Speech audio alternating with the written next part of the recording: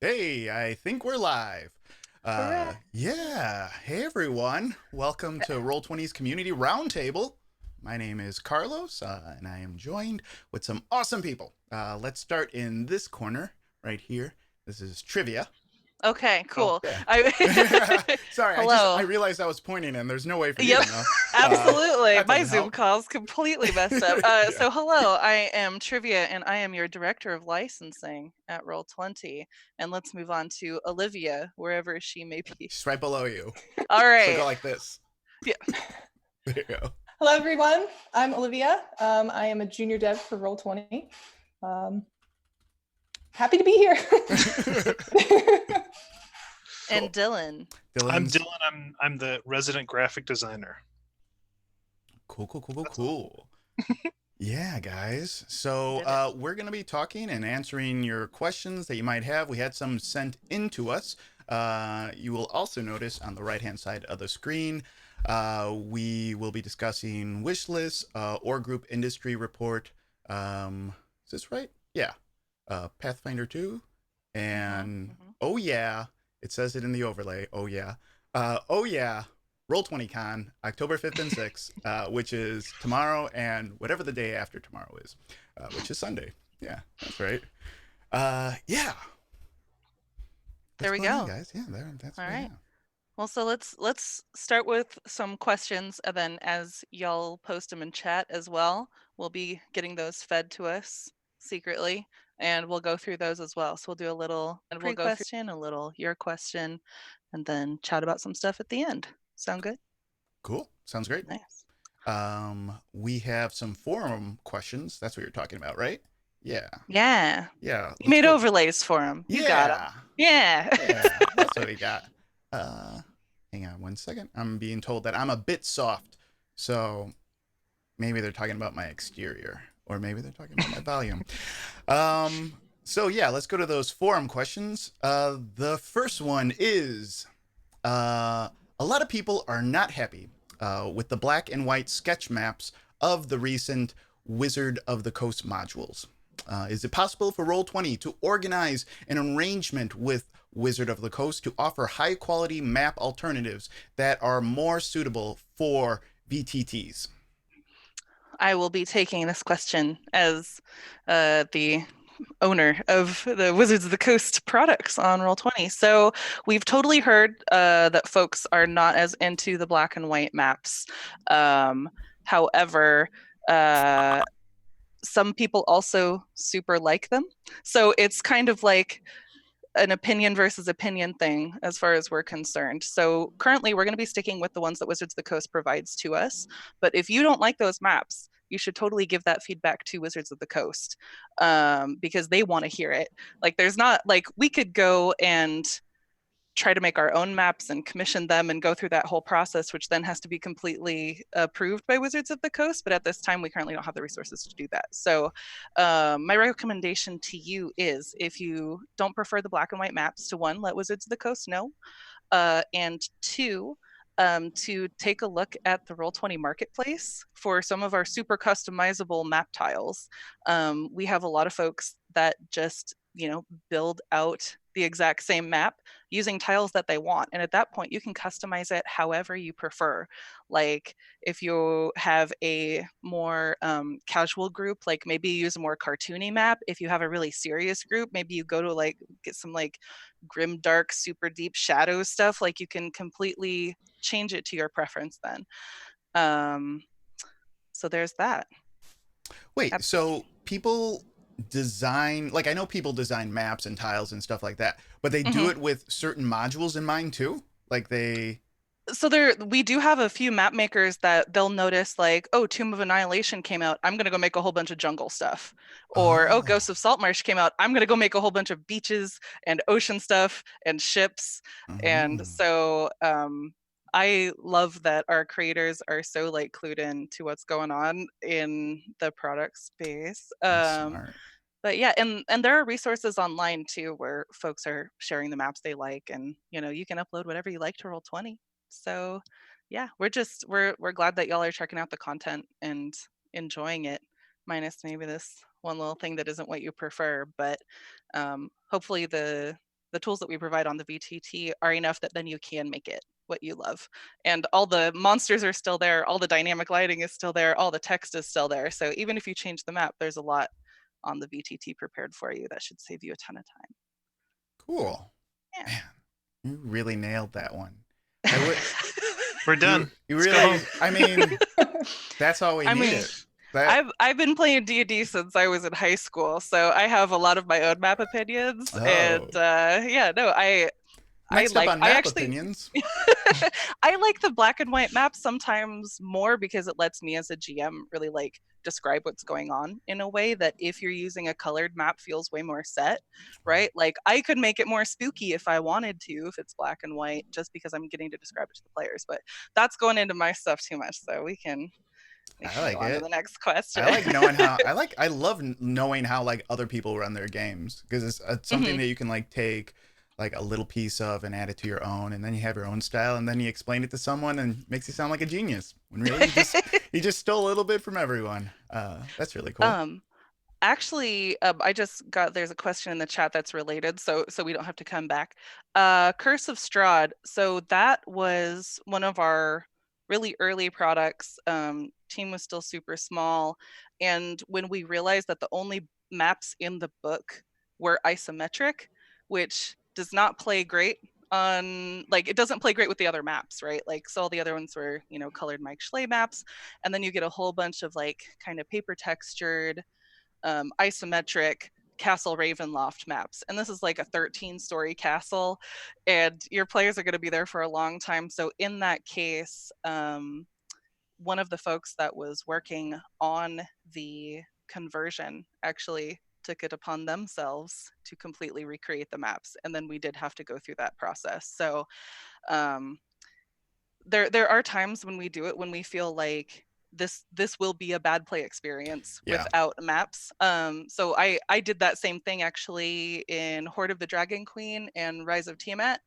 There were a whole bunch of encounters that just didn't have any maps, so I went and made some more general sort of like road map, ice flow, like that kind of stuff, which then we were able to release as a pro map pack too. So like it worked for the game and it worked for a pro subscriber perk. So when there's absolutely no way to get it on the VTT, we do try to cover that, because it's you know, you're looking through pages of encounters and you're like, do we just use the paper texture map for the next like 10 sessions? Like we don't want to provide that for anyone as their play experience. But so finding that balance is really hard, like of just like, is this isn't playable, we need to do something about this for us. But with the black and white ones, like every room is there, you can play on it, all the tokens can go on the map, unlike with the isometric ones for Curse of Strahd. So I hope that answers your question, Winter's Lex.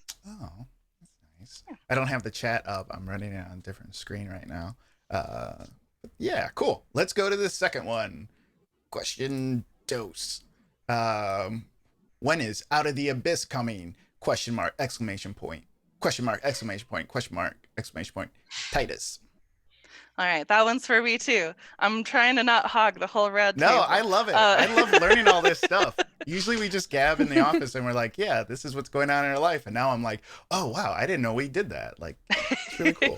So we have been able to set our 2020 schedule, and me and the production team have agreed that 2020 is when we will become back catalog complete on Wizards of the Coast. So I don't have a month for you, but 2020 is when we will no longer be asking, where is X Wizards of the Coast book? So yeah, cool. So it's coming, TM. How many books are there? Like how many books are, or do we not have from the catalog? Out of the Abyss, Sword Coast Adventurer's Guide, and Dungeon Master's Guide. Oh, Dungeon Master's Guide. Okay. Wow, so just 3. Okay. Yeah. We're getting there. Yeah. We got a plan. Yeah. Cool. Let's go to the next one. What can you comment on regarding the upcoming revision to Advanced Fog of War, including any rebranding? Keith Curtis. And I'm going to take that one. Yeah. So what happened with Advanced Fog of War in the past, we refactored a lot of code and ended up not working very well with dynamic lighting. So basically what's happening is the technology we're using, Canvas, is just limited. We're just limited to what we can do to get those two things to work together. So the goal is to have something like a unified lighting system using WebGL. So Advanced Fog of War and dynamic lighting can, and everything that's associated with that can work much better together. So yeah. So does that mean pretty much what I think? Yeah. Does that mean everything will be using WebGL in the future, or is it? From what I understand, yeah, I'm not the developer who's going to be working on that specifically, but from what I understand, we're going to be transitioning over to using WebGL rather than Canvas, because that has a lot more possibilities of what we can do for those two things. So Gotcha. Well, that's exciting. It sounds like a lot of work. Yeah, I don't have deadlines or anything like that, but yeah, I know that it's definitely coming in the sites. So I think we should take this minute to do the rebranding, because I don't know what the rebranding is. But I would like to Carlos, no. You guys don't want to hear my pitches? What are you talking about? I actually do. Absolutely sure we'll have a requirements gathering. I'm calling your bluff. I want to hear your pitches for Advanced Fog of War rebranding. Well, listen, if you guys don't want to hear about double foggy, then fine. But that's going Sometimes on. lights on. So, Yeah. I think those are pretty good. That's a pretty good title. Yeah. I'm writing them down as we speak. You can hear my mechanical keyboard. Whatever, guys. These are brilliant ideas that they're lost on you. Okay. Next question. Here we go. Justin potentially wanted to ask our content producer something. Uh-oh. Yeah, we got a question that just said content producer. So, Carlos, is that code? if you would. Yeah. Yeah. Like that's something that like a detective who's like on a case, like they want to tell Carlos I want to talk to him, right? Like, except they submitted it to Twitch, so I'm just like scared now, and I gotta pack a suitcase and get out of here quick. So Justin, if you're watching this, please send us another question. Did it have a question mark? Did it just say content producer? Question mark? Just said content producer. It says no punctuation. Content? Right? No, it does. It says content producer something. Wanted to ask our content producer something? Question mark. Wanted to ask our content producer something? Please do, Justin, in the future. Yeah. Okay. Well, I think I covered all those bases. So yeah, I feel confident about my answer. Yeah. All right. Well, let's do a question from chat. Yeah, let's do that. So I'm gonna ask this one to Carlos. Okay. Draconis Firebrand, I believe I pronounced that correctly, asks, as a new user, has there been any thought on doing a video walkthrough of a live game of D&D from the vantage of the DM? Yes.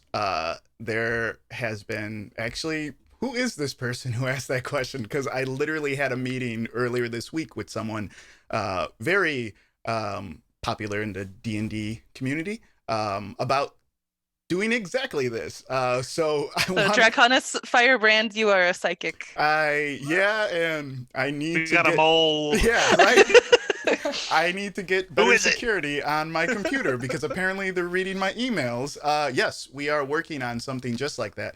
I think I would love to see more stuff from the DM side on the YouTube page and on Instagram and stuff like that. I think there's a lot of content out there for like a lot of content out there of people playing games, but not a lot of content of like, how to deal with this or X, Y, and Z, or just different things that people are doing and want to try.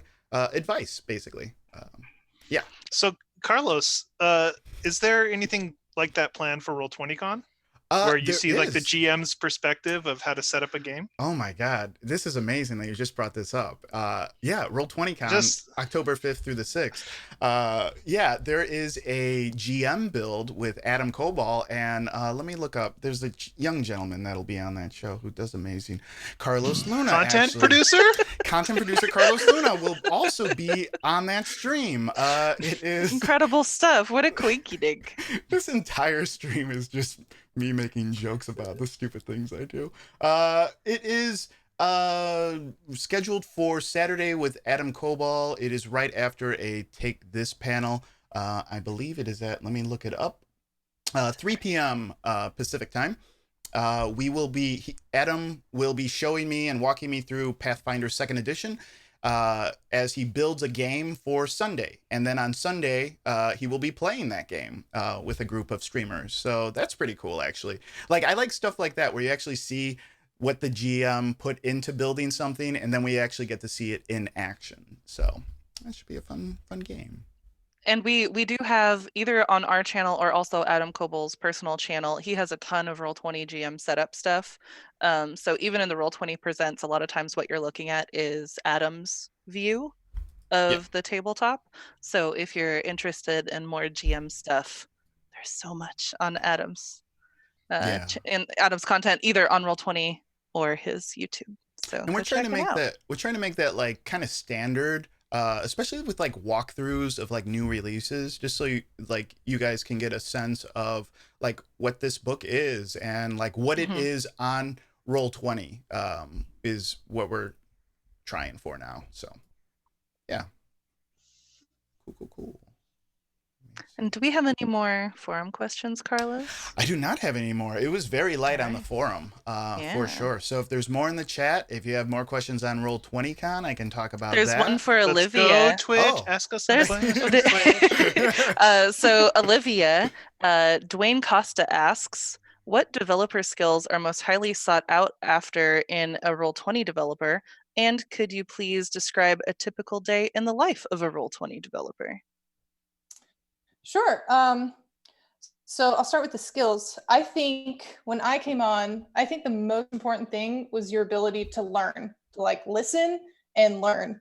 I came on with, I'm a junior developer. I came on with some experience in the field, but not real dev work on a live website, right?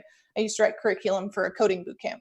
So I had some experience, but I didn't have all of the knowledge needed for a full stack developer. And Roll20 just was like, if you can learn, then we want you here. And the other thing is just, I guess, your personality, right? We want people who are fun and, you can get along with. But I would say just your ability to learn is the most important skill in a developer, probably not just at Roll20, but at every place you would be a dev at. And then a typical day in the life of a developer, we work in sprints, 2-week sprints. So you just have a certain amount of tickets you got to get done in those 2 weeks. And we start out every day with a stand-up, just with your team, talking about what you did the day before, what you're going to do that day. And if you have any kind of blockers, that we have several senior devs here who are just always willing to help and teach and are patient. I appreciate that. I've had a lot of learning myself for this website.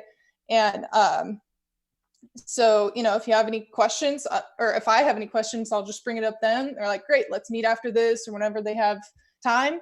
And once I get past that blocker, I can kind of just make the meetings that, since it's a remote company, have maybe more meetings than you would if you had meetings, meaning like you're on a video call, right? That's called a meeting. But if you worked in an office, you'd probably just walk over to someone's cubicle and just like ask them a question, right? So just kind of make the meetings that you're supposed to be at and get your work done.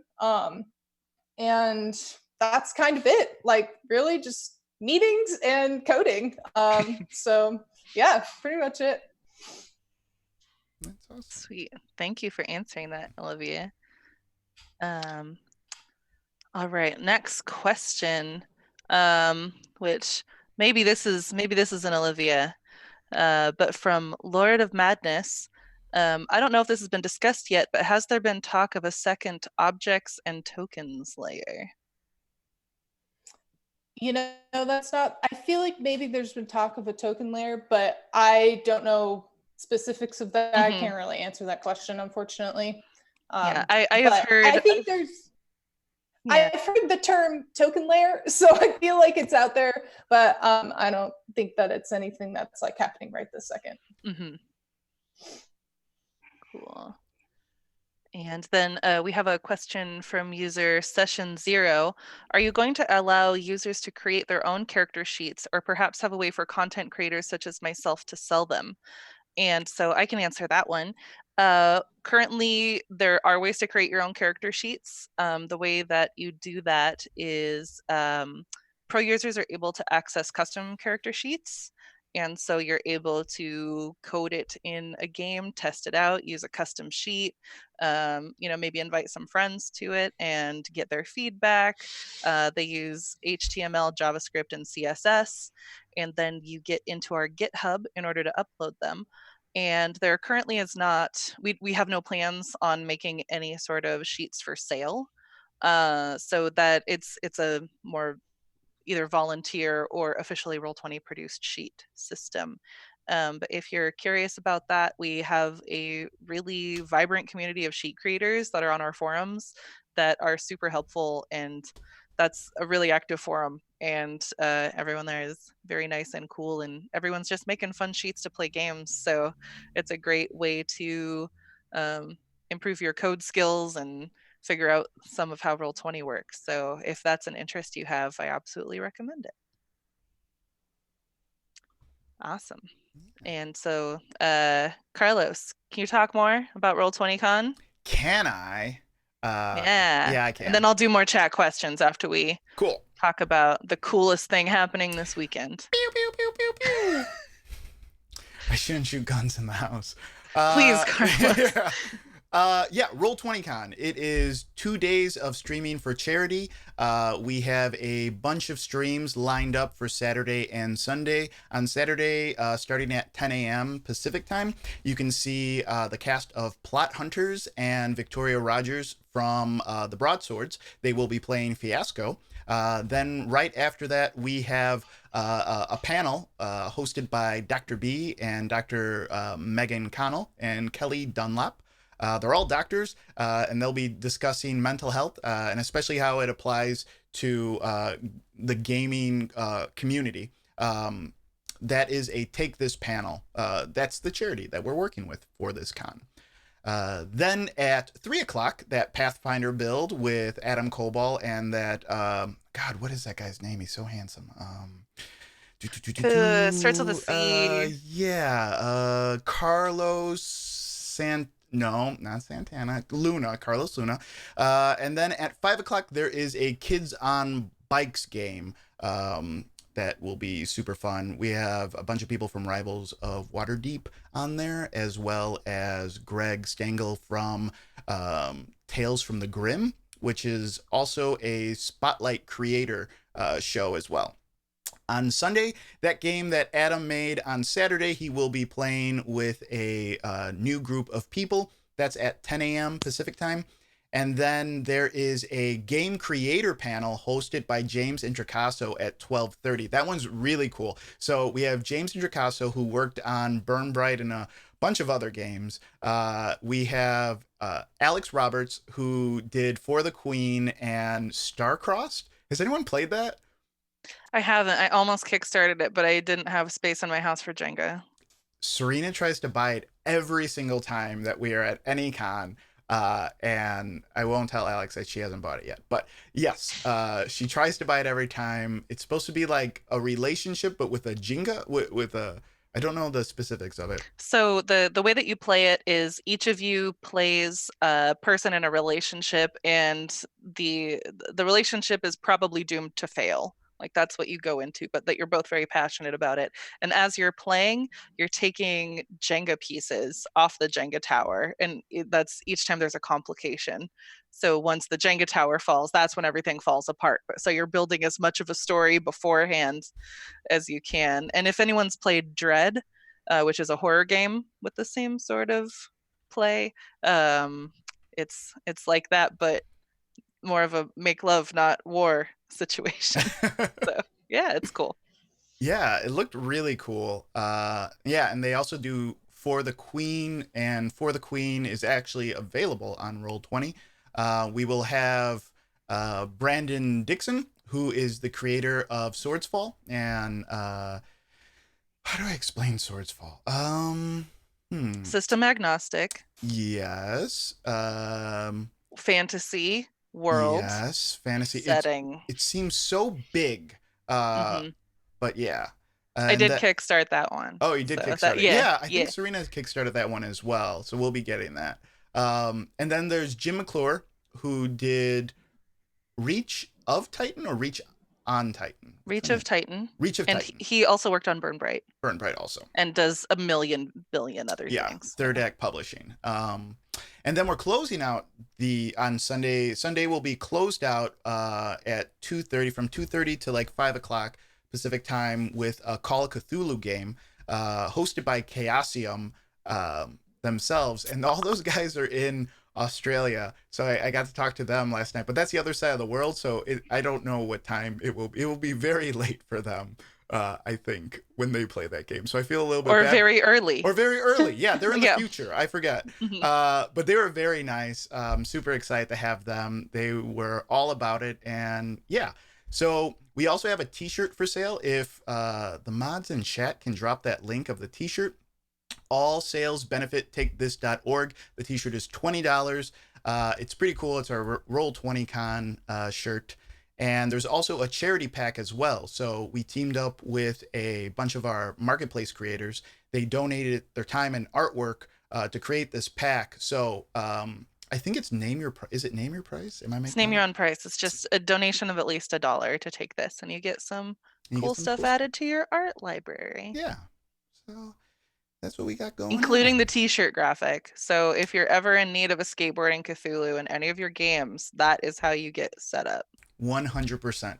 Also, as a thank you to the community, we have unlocked dynamic lighting starting on Saturday, starting on the 5th and ending on the 15th. So the 5th through the 15th, dynamic lighting will be unlocked. There will be a tag that you can tag your game. So if you've ever wanted to try dynamic lighting before and you don't have that pro account, tag your game, try it out. If you bought modules before on Roll20, I believe it'll work on those, right? Like if you've bought those modules and never played, like, you know, if you bought Descent but don't have a pro account, so you've never used dynamic lighting before, you can use it now for 10 days between the 5th and the 15th.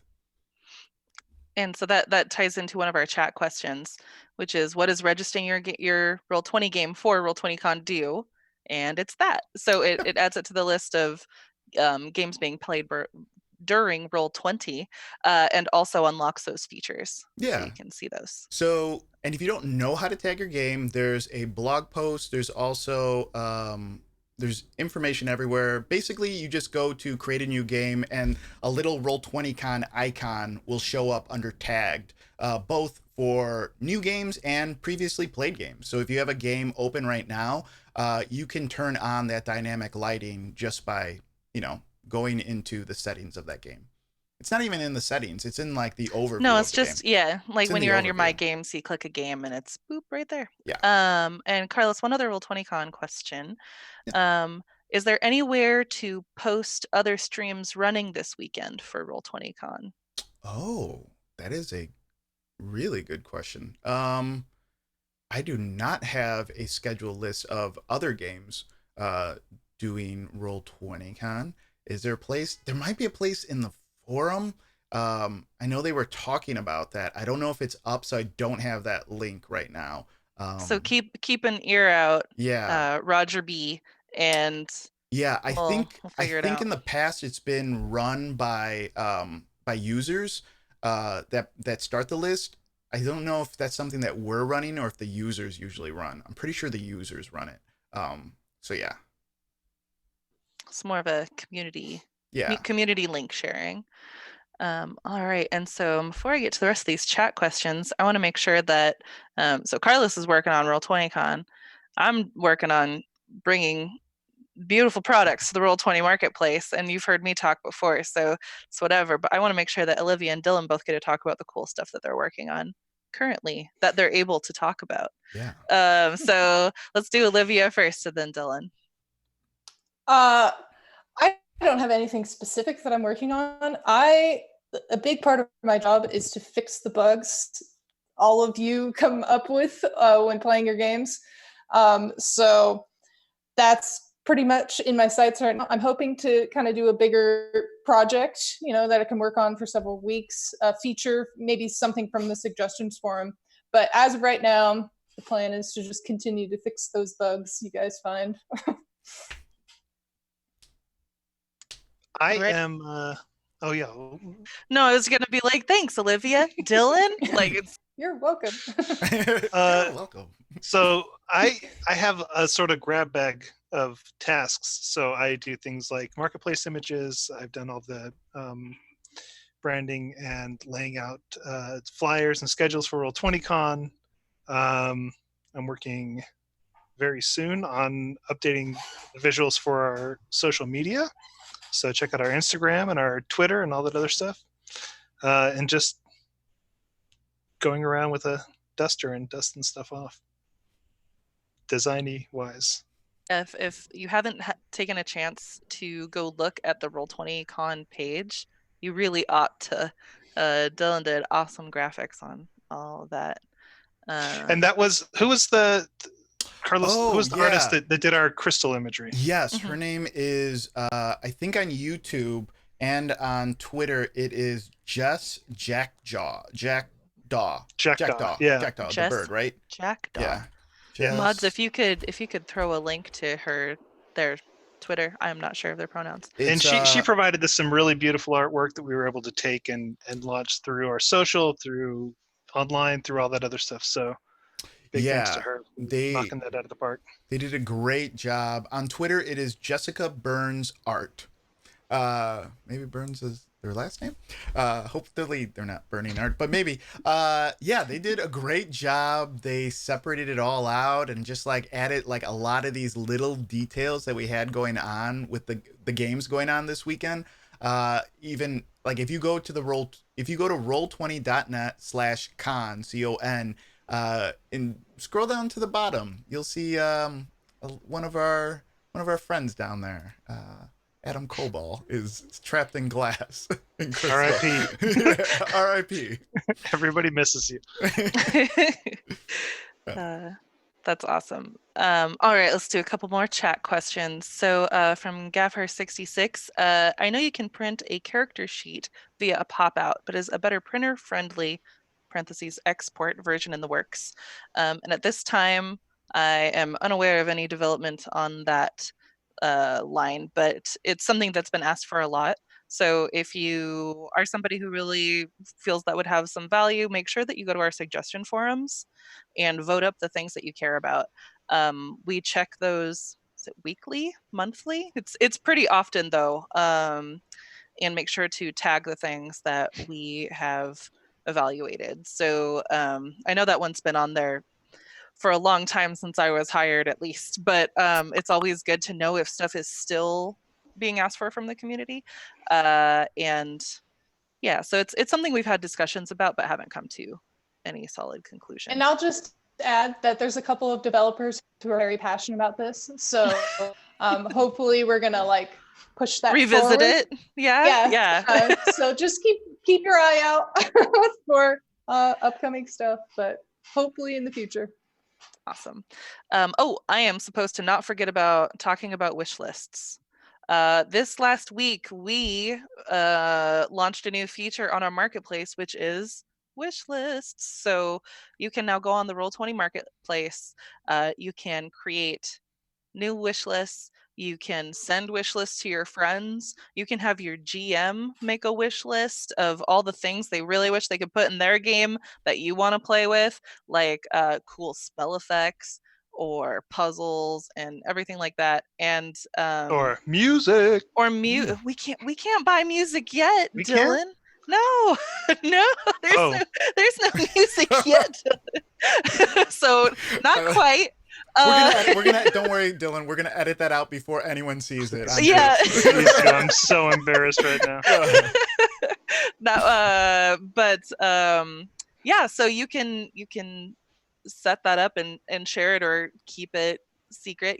As you're figuring out what games you want to play with your players, you can be like, oh, here's what I want to definitely get before we start Descent into Avernus, right? Or whatever you like. So please check that out. You can start a wish list even on any marketplace item. So you're like, oh, I want that. And when you click the wish list button, it gives you an option to create a new wish list right there. So bam, real easy to get into. It's really handy in what you were talking about earlier, like how there's different artists and, you could have a different module and then like mix and match. So like, it's really cool. Like, yeah, I bought Descent into Avernus. I'm going to play it, but like, I want to use this specific artwork and I want to remember that. So I just made a wish list for it. So I threw both of those or three of those things in there to remind myself that that's what I want to get.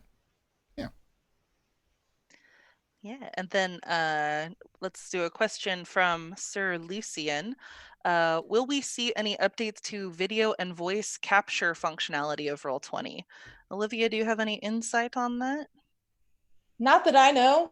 I know that those improvements have been on the back, like continuing as we've been going, but there's nothing like in the next 2 weeks. Happening for sure. Nothing, not that I know of, but not super soon. Hopefully in the future, but not super soon.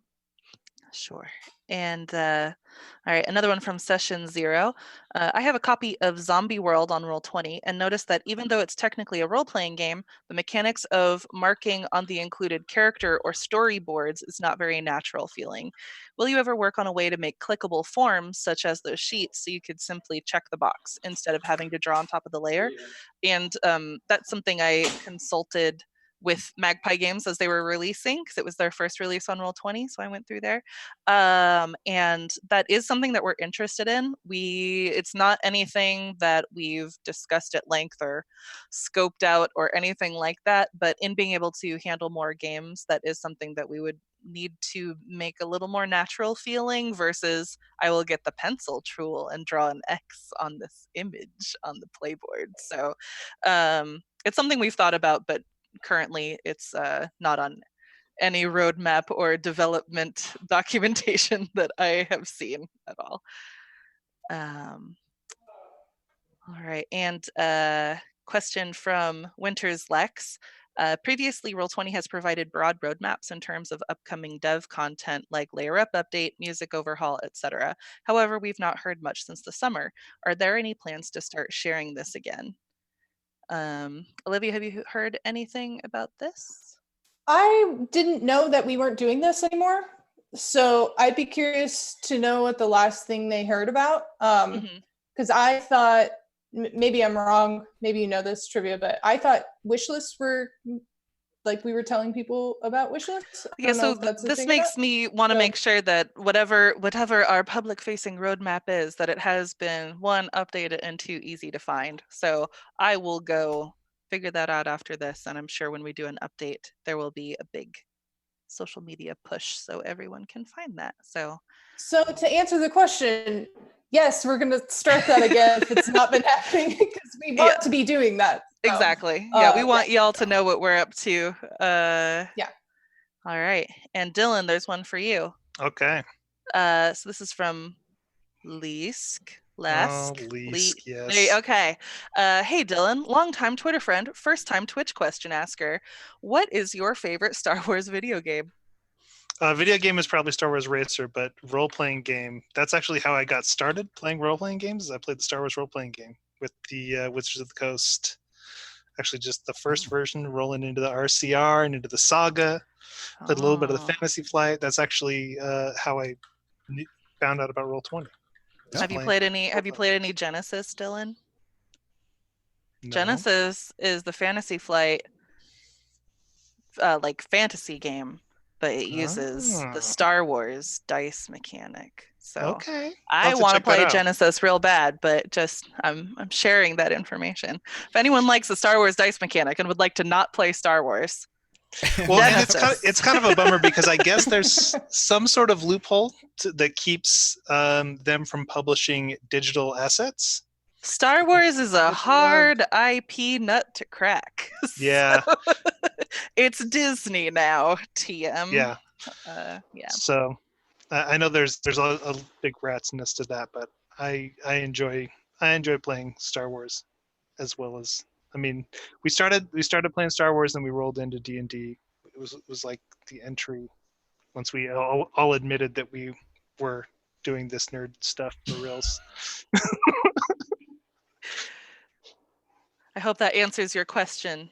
Leask? Did you say Leask? Making Least, sure. yeah. Whenever there's James. an E and an A, you can't be Yeah. sure of what you've done. All right. And so Shane M. Bailey, late to the party, but Bye, any Shane. updates coming to the any updates to the UI coming to the site / redesign? Well, Yeah. if you go to the wish list page, that is definitely has been sort of redesigned. That's a little and I sneaky think- peek. Into Yeah, some- the goal is over time, slowly we'll be kind of making it look like the wish list page. So, which I think looks amazing. Yes. Yeah, if you haven't checked that out, like even if you don't want to make a wish list, go make a fake one just so you can go look at that. And so in the past couple of months, we've really started moving to a more incremental release strategy versus a do the biggest project ever and then release it all at once, which has been really great for getting feedback from y'all and making sure that we can release stuff often instead of these big like 4 months of nothing and then ta-da, an incredibly new feature and it's big. So I hope that everyone enjoys how often we've been updating stuff the past couple of months. You can go to the wish list page even if you don't have a wish list. Just so you know. Just in the account It's under- admin. Yeah. Mm-hmm. It's where it says account or like your name on the site. Just click on there, click my wish list, and you can kind of see that little preview. Awesome. But just make an account. Come on.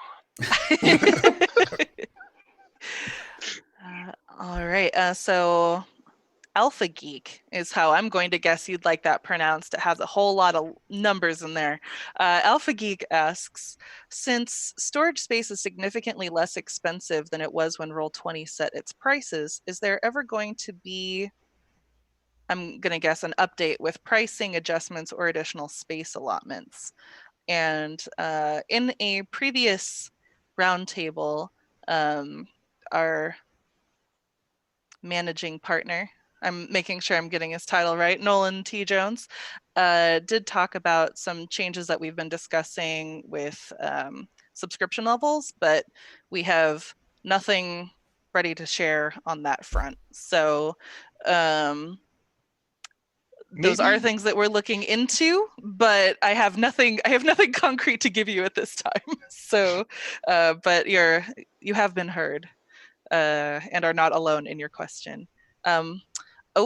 I have an update from a PM I just received, somebody who is listening to this. We actually increased space for all users earlier this year. That was something I missed. So yes, space has gotten cheaper, and yes, we have given you more of it just automatically. So thank you for your question. And then we have one from Crunchy Wizard. Any plans to produce any more plush dice? Maybe some D4s or D8s? I would like to make a complete set. Which is if you have not played with if you do not know the Roll20 dice, I'm going to grab mine because it's right here. Oh, come on. This is the highest quality plush D20 I've ever seen in my life, and it is Roll20 pink. And if you have not gotten one, please check it out on our merch page, which you can get to from the Roll20 marketplace. That's a great question, and I'm going to go ask if we're ever going to do more dice. So, does anyone else have any thoughts about our squishy dice? Very squishy. I know Soraya wants to do a photo of the Roll20 dice getting kicked out of a bar because it's not 21. I think that's really funny. I do too. We have yet to do it. They have to go to Japan. Yeah. Then they can go. They can get in. But yeah, so what else can we chat about? We have a couple more minutes. Gone through all the chat questions. Did I go through all of our thingies?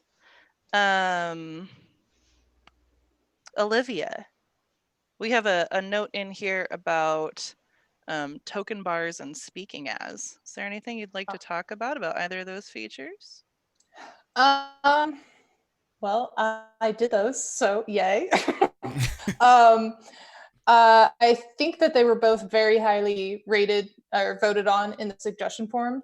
The token bars actually started out as a bug that I needed to fix, or I was assigned to fix, I guess. And kind of while I was fixing it and talking to another senior dev, we kind of just decided rather than putting a Band-Aid over the fix, because I think if I'm remembering correctly, the bug was it was always overlapping, and it would overlap if you had any status icons. And so it was just like this, you couldn't read it very well. It wasn't great. And that happened out of another fix. So rather than just like slapping another Band-Aid on, we were like, what can we do to make the token bars a lot better? And so we just decided like different positions of token bars, so you can always see your status icons, or you can always see the nameplate, or you can always see everything depending on what you have on your token. You can move everything around or move the token bars around. And so that's so it came from a bug. And so we just kind of came up with that fix. And from what I understand, people really like it. So that's really good to hear. So yeah. And then the speaking as, I think, was just a lot of people wanted that, where if you're speaking as a certain character and you're not, showing video, it just shows that character's token. So yeah, that one seems like it was fairly easy. That didn't seem like it would be a super hard thing to do. In fact, it was a little bit difficult, especially for, I don't remember exactly what month, but I don't think I'd been working here.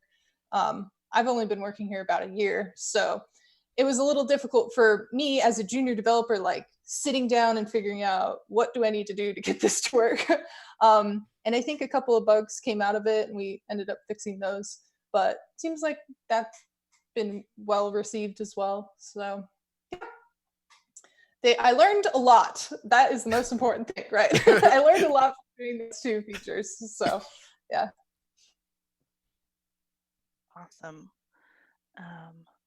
All right, and Lauren, the GM, reminded me of the things that we were going to say, or the things that we said we were going to talk about at the beginning of this. So thank you, Lauren. I can turn that back on.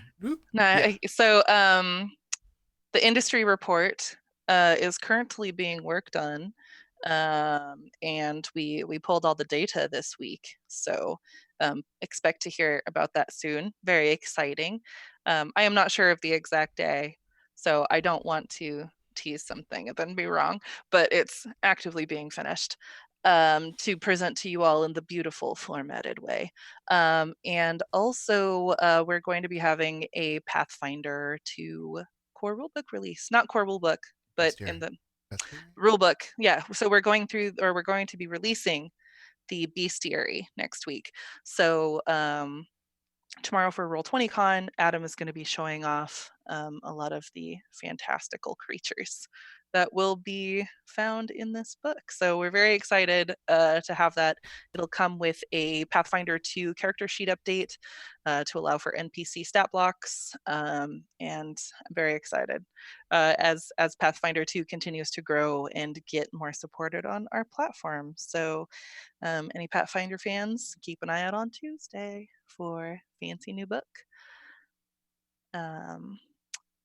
All right, let's see, chat questions. So Session 0 asks, I asked this question last year, so I wanted to see if there are any updates. As a content creator, I have to create games to input my data for a product. When I filled up my space and had to pay for a pro account to add more upload room for new products, I asked about the possibility of comped pro accounts for content creators. Is that still not a possibility? And if I stop paying for my account, will that affect any of my already created products? So this is a very good question regarding Marketplace. And so earlier this year, I took over the Marketplace. And so I'm now the person that is making these decisions, and that's something that's been on my brain, but I have not made a process yet. So I have made a note to myself to start that proposal and figure out what sort of things we can do there, because I do agree that anyone that's making adventures and a bunch of content for the marketplace, it does.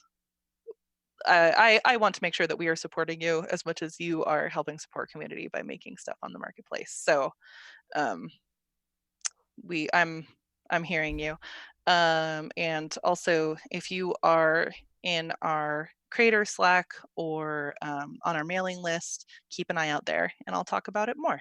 So there's that. All right, and so let's do one more chat question from Shane M. Bailey, which is, are there any funny behind the scenes stories about working at Roll20? And I'm going to stop talking because I have talked so much. I just want to hear Carlos's Sonic the Hedgehog impersonation. Chili dogs? I don't know why I said that. I'm trying to think if there was a time when Sonic the Hedgehog just say chili dogs, right? That's like a thing. I'm not making that up. Yeah, it's Sonic the Hedgehog 2019. Chili dogs. I don't know. Did someone say chili dogs? Yeah. This isn't an inside. Now everyone who's watching it thinks that this is an inside joke for Roll20. I know. And not Dylan just making fun of me right now. Yeah. It's definitely not. I'm really hoping Gen Con next year, that's all people are saying to you when they see chili dogs. It is the chili dogs guy. I'm trying to think like what inside like Roll20 inside jokes. Right? I know. There's no fun. There's no fun. It's like, one time there was a misspelling on a marketplace pack. Isn't that funny? That's not funny. I can't tell these stories. Yeah, I know. It's really hard to tell. It's really hard to tell those types of stories. They're just like, haha, this was a miscommunication. It's like, it makes us sound like robots, right? Like, it makes us sound like robots. I'm not mad. I'm laughing. Yeah. When you is this? Oh, go ahead. No, when you just talk in text and emojis all day, it's like this funny emoji happened the other day. It's like, I don't know if I'm trying to think.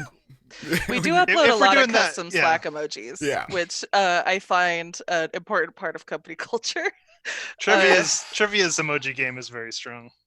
I like to use the ones with the people with bunny ears dancing. It's my favorite emoji, and I haven't figured out why, but it wasn't until I started working here that I started using it. So that's perfect. That's a I good watch question. other people start to use it, and I'm like, yes, my influence spread. So let me ask you this to everyone here. The emojis that you use, do you use them to say a certain thing? Like the bunny ears thing, are you saying a certain thing when you like? Yes. When I see the guy with sunglasses, I'm saying cool. What you just told me is cool. What's your bunny ears one? I use the sunglasses guy if I've just said something incredibly nerdy. So I need to do something sarcastically cool. The carbon offset. Yes.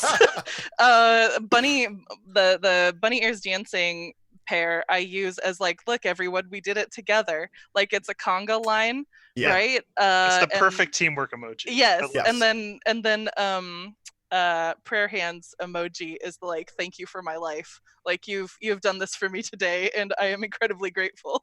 So okay, the wizard one too. We get the wizard one is a good one. The lizard wizard that I made. Yes. I never use that. My favorite one. Yeah. My favorite one's that dancing hamster. Oh. Like you help someone and they're like, thanks. And you go, that's my favorite one. But the worst thing about some of the not often used emojis is that I'm always afraid that someone will take that emoji the wrong way, right? Yes. Like someone does something and then you put a dancing gif or something and like, oh, is Carlos making fun of me right now because I just helped him? It's like, is he being sarcastic? You have to use them so consistently that they realize that it's just you. It's your thing. Yeah. Yeah, you really got to buy into your emoji really early on at Roll20. I've really bought into that dancing hamster. Yeah, I now very you're- much have. And we did realize this wherever Dylan is the other day is that Zoom now features a like auto green yeah. screen where you can change your background and somebody and so Dylan made his himself but I think it was Dean just took a screen cap of Kenton and made it their background without permission or consent. I like it because it was like a meeting of like 20 people, and then everyone, instead of focusing, everyone was just changing their backgrounds. I was just like, oh my God, I got to eat lunch right now. I don't know what everyone in this company's doing, but Having fun. Yeah. Mandatory. Mandatory fun. So when do we get to see Olivia's cats? Oh gosh, yeah, Olivia's cats. Anyone with almost pets ended has to show them off, so you have to go get a cat. BRB. Okay. Yeah. Do your best. When Dylan is Dylan helping Olivia get her cat? I think he's getting his dog, which is also very acceptable.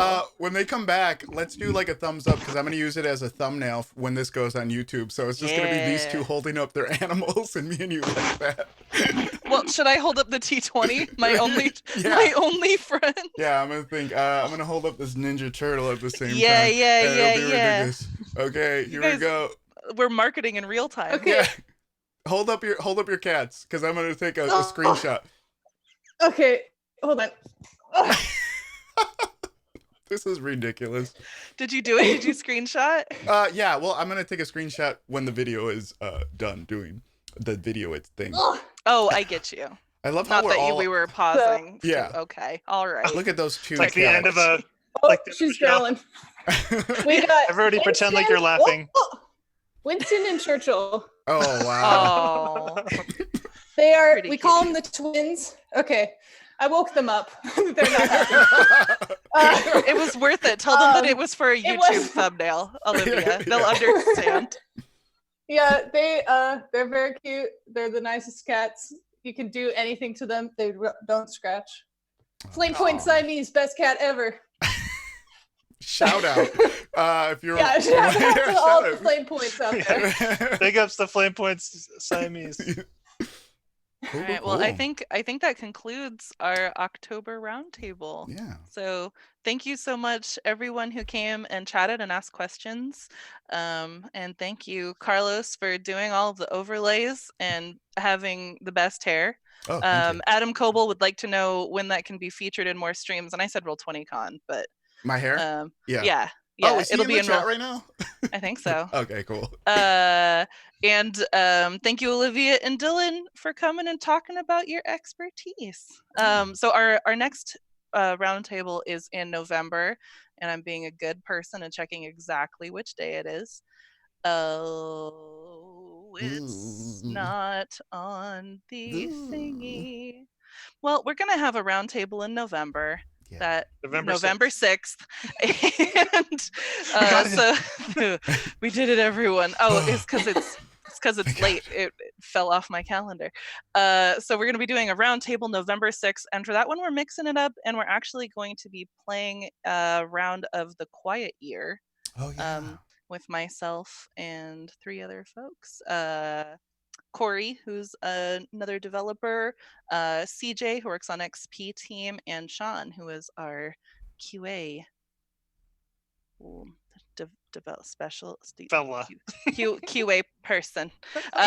QA engineer. Thank you. I was like, I know it has a real title, so please tune in. Are you telling me he's not QA fella? It doesn't say it on his business card. That seems.